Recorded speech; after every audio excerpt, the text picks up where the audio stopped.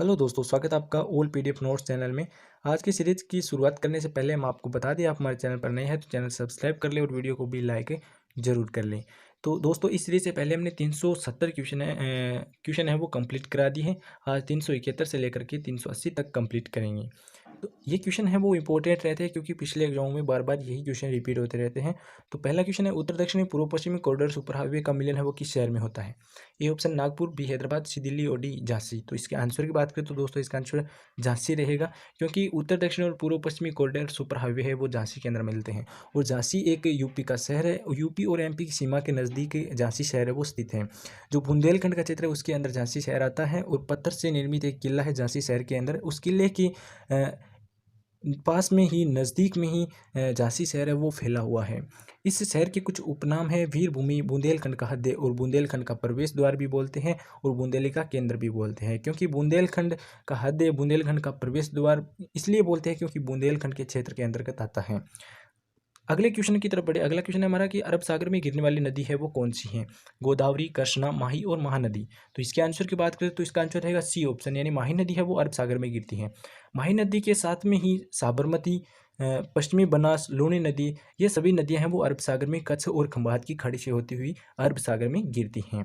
अब हम बात करें जो माही नदी है। माही नदी दोस्तों एमपी से निकलती है और राजस्थान के अंदर होती हुई इस तरह है वो अरब सागर में चली जाती है।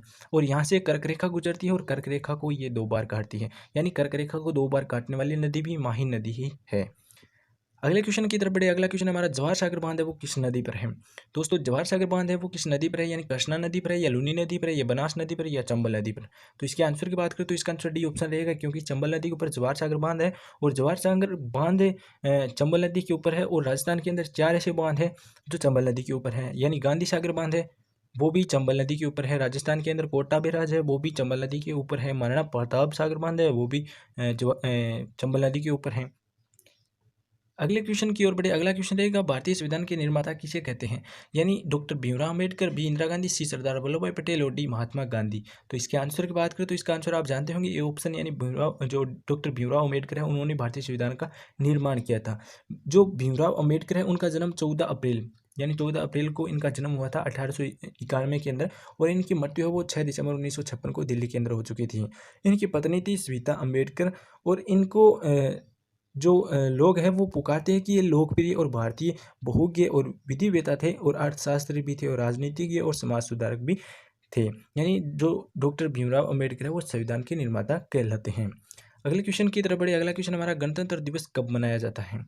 दोस्तों, गणतंत्र दिवस है वो 26 जनवरी को मनाया जाता है, आप सभी जानते होंगे। और स्वतंत्र दिवस है वो 15 अगस्त को मनाया जाता है। अब हम बात करें 26 जनवरी को ही क्यों मनाया जाता है, क्योंकि ये भारत का राष्ट्रीय पर्व है।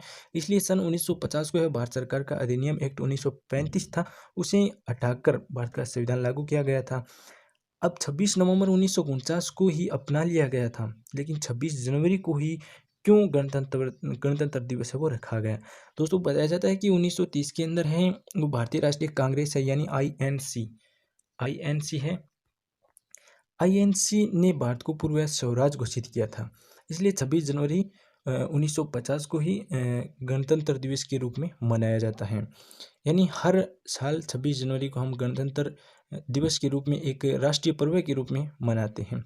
दोस्तों, ऐसे टॉप जो राष्ट्रीय पर्व है उनकी हम बात करें तो 3 ही है भारत के अंदर, यानी गणतंत्र दिवस और स्वतंत्र दिवस और महात्मा गांधी जयंती है।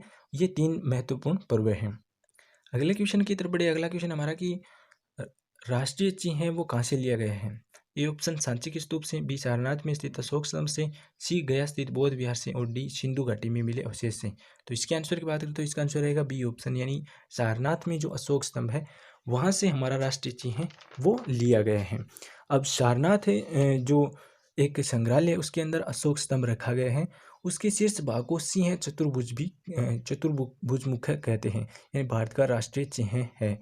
सारनाथ संग्रहालय में स्थित है। इसके आधार की जो मध्य भाग में अशोक चक्र है, जो 4 है सिंह के मुख है, उसके नीचे हम देखेंगे तो एक चक्कर के रूप में चक्कर सा दिया गया है। उस चक्कर को ही हमारे जो राष्ट्रीय ध्वज है उसके सफ़ेद पट्टी उसमें रखा गया है। अब हम बात करें अगले क्वेश्चन की। अगला क्वेश्चन हमारा है कि होली कब मनाई जाती है? ए फाल्गुन अमावस्या, बी कार्तिक पूर्णिमा, सी कार्तिक अमावस्या और डी फाल्गुन पूर्णिमा। यानी दोस्तों इसके आंसर है वो रहेगा फाल्गुन, यानी फाल्गुन के अंदर है वो होली मनाई जाती है, वो भी पूर्णिमा के दिन। अगले क्वेश्चन की तरफ बढ़े। अगला क्वेश्चन हमारा स्वर्णिम चतुर्भुज का संबंध है वो किससे है? ए रेल योजना से, बी जल प्रबंध से, सी सड़क योजना से और डी इनमें से कोई नहीं। जस्ट हमने पहला क्वेश्चन पढ़ा था कि स्वर्णिम चतुर्भुज योजना है वो सड़क योजना है। इसके बारे में हमने आपको बता दिया कि इंडिया के अंदर है वो इस तरह से स्वर्णिम चतुर्भुज माना जाता है। चार भुजा के रूप में भी इसको बताया जाता है, क्योंकि ये चारों भुजाओं को है मिलाती हैं। ये जो कॉरिडोर है ये चारों भुजाओं के जो भारतीय चार भुजा है उसको मिलाती है, इसलिए इनका नाम स्वर्णिम चतुर्भुज है वो रखा गया है। और ये चार महानगरों को भी जोड़ती है। इसकी लंबाई की बात करें तो दोस्तों इसका लंबाई है 5846 किमी। और इसका निर्माण है वो 2001 के अंदर है वो स्टार्ट कर दिया था हमारे जो प्रधानमंत्री थे अटल बिहारी वाजपेयी उनके द्वारा।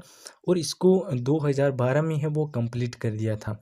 ये 8 लेन हाईवे हैं, तो इसको 2012 में पूर्ण कर लिया गया था। 2001 में अटल बिहारी वाजपेयी के द्वारा शुरू किया गया था इसका कार्य। अगले क्वेश्चन की तरफ बढ़े। अगला क्वेश्चन रहेगा हमारा कि निम्नलिखित में से कौन सा एक महाद्वीप सफेद महाद्वीप कहलाता है? ए पूर्वी एशिया, बी अंटार्कटिका, सी यूरोप और डी उत्तरी अमेरिका। तो इसके आंसर की बात करें तो इसका आंसर रहेगा बी ऑप्शन, यानी अंटार्कटिका है वो एक सफेद महाद्वीप कहलाता है। क्योंकि दोस्तों अंटार्कटिका है वो भारत की हम बात करें तो भारत के अंदर नहीं है। ये जो हमारा वर्ल्ड का नक्शा है उसकी तरफ हम देखेंगे तो इससे तरह है, ऊपर भी है और नीचे भी है। इस निचले भाग में बर्फ है, बर्फ की वजह से ये सफ़ेद दिखाई देता है और सफ़ेद दिखाई देने के कारण इसको सफ़ेद महाद्वीप भी कहते हैं।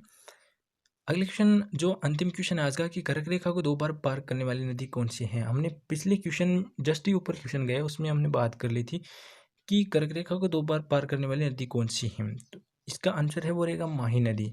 क्योंकि माही नदी है वो इस तरह से एमपी से निकल राजस्थान से अंदर होती हुई अरब सागर में गिरती हैं, तो ये कर्क रेखा को 2 बार पार करती हैं। दोस्तों ये क्वेश्चन आपको कैसे लगे? वीडियो को लाइक जरूर कर दे, चैनल को सब्सक्राइब नहीं किया सब्सक्राइब कर दे, अपने दोस्तों के साथ है वो भी शेयर